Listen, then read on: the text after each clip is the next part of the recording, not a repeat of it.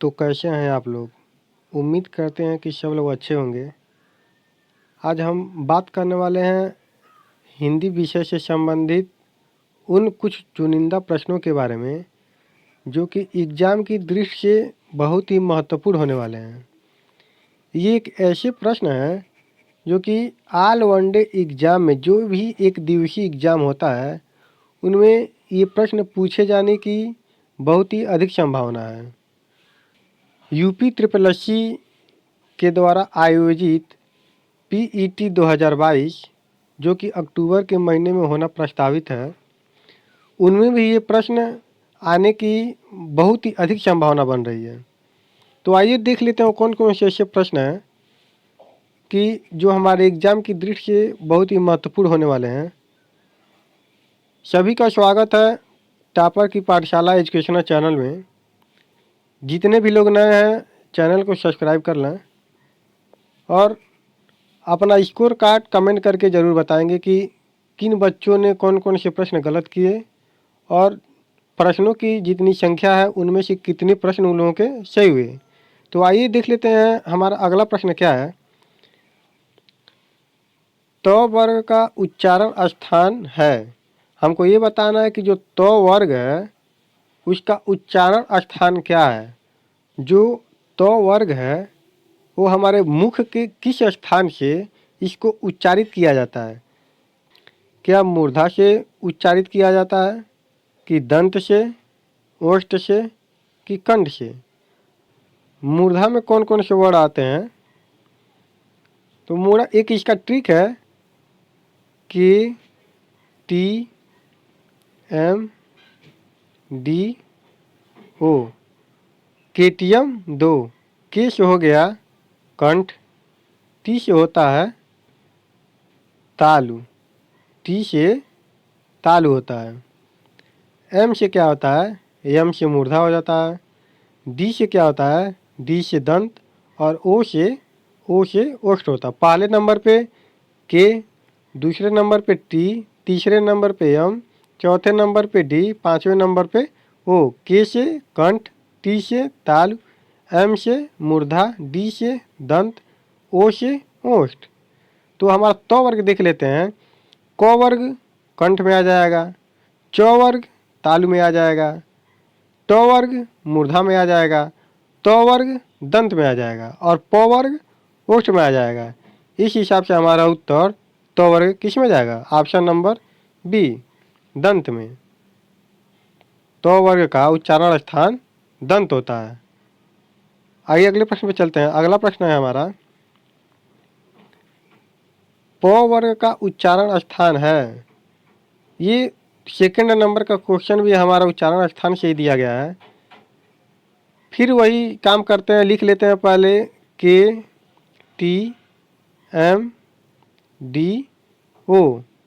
के का उच्चारण स्थान कंठ, के से कंठ, क वाला हो गया, च वाला टी से तालु, ट वर्ग यम से मूर्धा, डी से दंत, त वर्ग और प वर्ग ओ से ओष्ठ। तो प वर्ग हमारा ओ में आएगा, प वर्ग हमारा ओ में आएगा, ओ से ओष्ठ हुआ, ओ से ओष्ठ हुआ जो कि ऑप्शन नंबर 3 में दिया है। प, फ, ब, भ, म ये जितने भी 5 वर्ण हैं वो हमारे ओष्ठ वाले उच्चारण स्थान में आएंगे जो कि ऑप्शन नंबर 3 में दिया हुआ है। आपको बताना है कि मूर्धा में कौन कौन से वर्ड आते हैं। आप सभी लोग कमेंट बॉक्स में ज़रूर लिखिएगा कि जो मूर्धा का उच्चारण स्थान है वो उनमें कौन कौन से वर्ड आते हैं। आइए अगला प्रश्न है हमारा। अगला प्रश्न है कि पुस्तक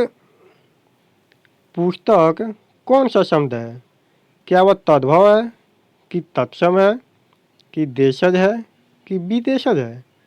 जो तद्भव है हमारा वह संस्कृत भाषा का विचलित रूप होता है। जैसे कि जो पहले से प्रचलित जो संस्कृत भाषा है उनमें कुछ हल्का फुल्का परिवर्तन करके जो नया शब्द परिवर्तित कर दिया जाता है वह तद्भव शब्द होते हैं। और जो तत्सम शब्द हैं वह संस्कृत के जितने भी शब्द होते हैं वह तत्सम में आते हैं, उनमें भी किसी भी प्रकार का कोई भी परिवर्तन नहीं हुआ होता है। जो देशज शब्द है वो हमारे भारतीय बोलचाल की भाषा में आता है और जो विदेशज शब्द होते हैं वह भारत में उसकी उत्पत्ति नहीं माना जाता, उसका उत्पत्ति विदेशों से हुआ रहता है। इस हिसाब से जो हमारा पुस्तक शब्द है वह पुस्तक तत्सम शब्द है, जो कि संस्कृत का शब्द है।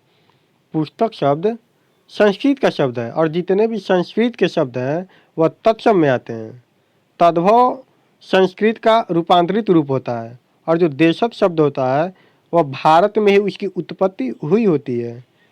और जितने भी विदेशी शब्द होते हैं वो भारत के अलावा अन्य किसी देश से उच्चारित किए गए होते हैं। हमारे प्रश्न का उत्तर है बी, तत्सम शब्द। आइए हम अगले प्रश्न पर चलते हैं। अगला प्रश्न क्या है हमारा? अगला प्रश्न कहता है टेबुल, जो टेबुल शब्द है वह कौन सा शब्द है? क्या वह देशज शब्द है कि तद्भव शब्द है कि विदेशज शब्द है कि इनमें से कोई नहीं? मुझे तो इस ऑप्शन से बहुत ही नफरत होता है कि ये ऑप्शन दिया ही किस लिए होता है। इसके जगह पे कोई और ऑप्शन दे देना चाहिए तत्सम शब्द, या जो भी उनके हिसाब से अच्छा लगे वो दे देना चाहिए। ये ऑप्शन इनमें से हटा देना चाहिए। तो देशज शब्द क्या होता है? देशज शब्द जो जिसकी उत्पत्ति भारत में हुई होती है। तद्भव शब्द वे होते हैं जिनका परिवर्तन संस्कृत के मूल शब्द से हुआ रहता है।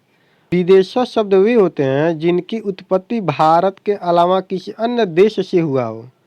तो टेबुल शब्द हमारा विदेशज शब्द है जो कि ऑप्शन नंबर सी में दिया गया है।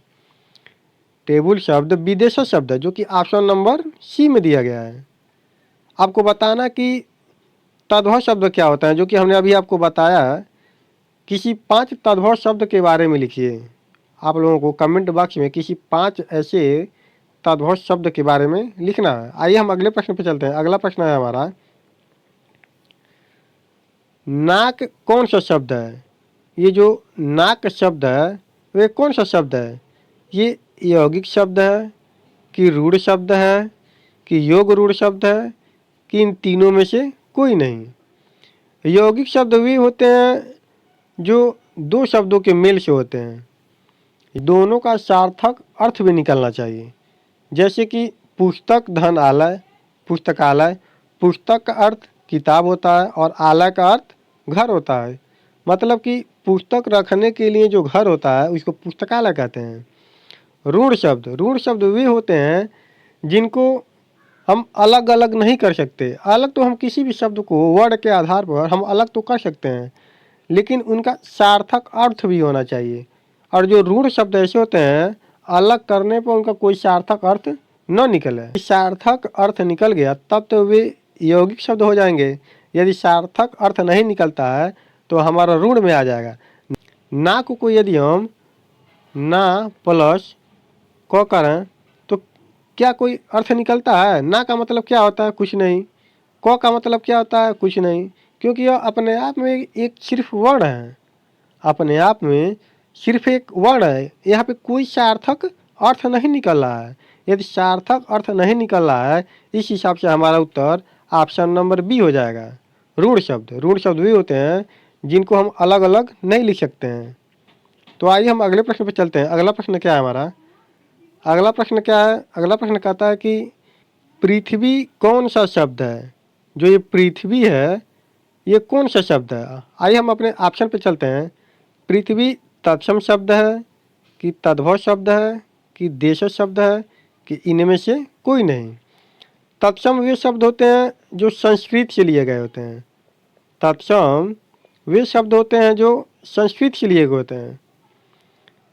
या हम ये भी कह सकते हैं कि जितने भी संस्कृत के मूल शब्द होते हैं वे पूरे के पूरे तत्सम होते हैं।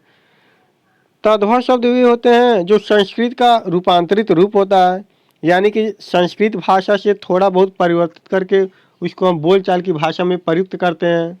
शब्द वे होते हैं जिनकी उत्पत्ति अपने भारत देश में हुआ रहता है, जैसे खिड़की उड़की, लोटा पोटा आदि शब्द ऐसे हैं जो हम बोलचाल की भाषा में प्रयुक्त करते हैं।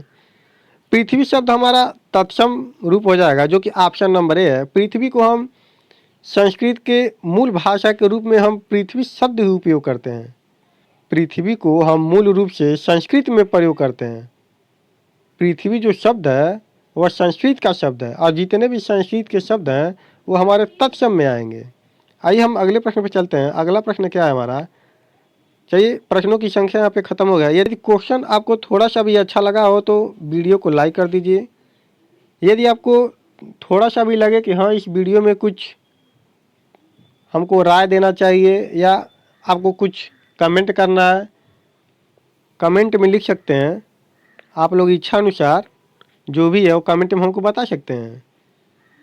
और जितने भी लोग नए चैनल को सब्सक्राइब कर लें जिससे कि आने वाले वीडियो को उनको नोटिफिकेशन मिल जाएगा। और आप लोग अगली वीडियो किस सब्जेक्ट से चाहते हैं वो लोग कमेंट करके हमको ज़रूर बताइए। धन्यवाद।